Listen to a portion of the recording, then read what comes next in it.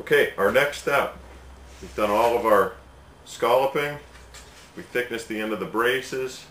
Now we need to mark the depth of each one of these pockets.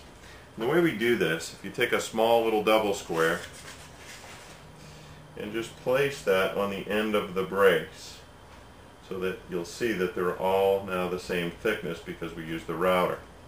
So having that depth set on the double square, very simply hold it beside the area that we already marked and just simply now mark the depth.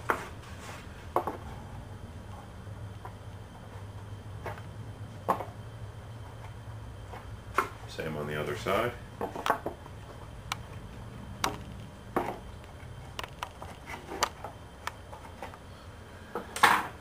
And at this point, we're ready to cut those pockets.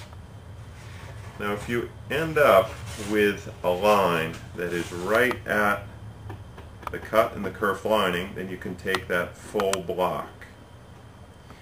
There's just going to be a little bit left. Try and leave what you can. If that little piece breaks off, again, you have to kind of look at that and decide if you can put it back on readily. If not, then that pocket's just a little bit wider than it needs to be. Try not to take off any more than you have to. Now in order to cut these, again going back to the Japanese saw, if you hold a really steep angle, and again if you push to get it to track and then just very slowly cut, you'll notice I am only cutting through the lining itself, not through the top. And holding that angle, I almost end up with exactly the correct depth by holding it at roughly a 45-degree angle. So at that point, I'll do the same on the other side of that pocket.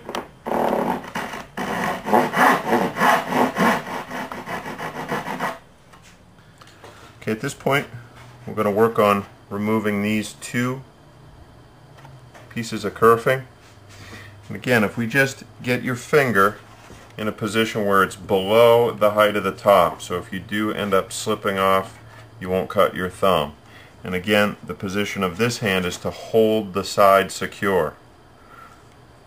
Choke way up on the handle itself, and then just put the end of that chisel in, and we're going to work this back and forth, pushing up.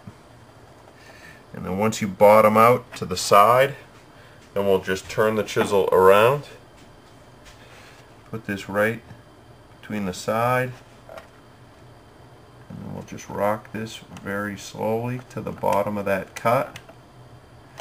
And at this point, this piece should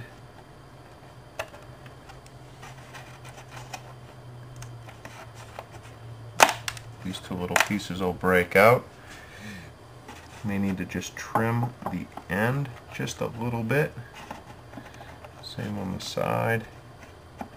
And then we'll go full depth.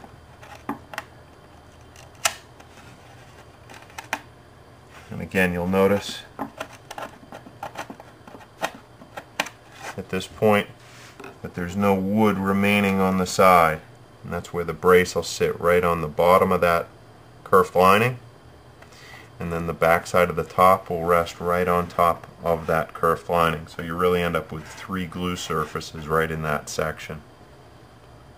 We've already done this one. We'll follow up with the remaining 4.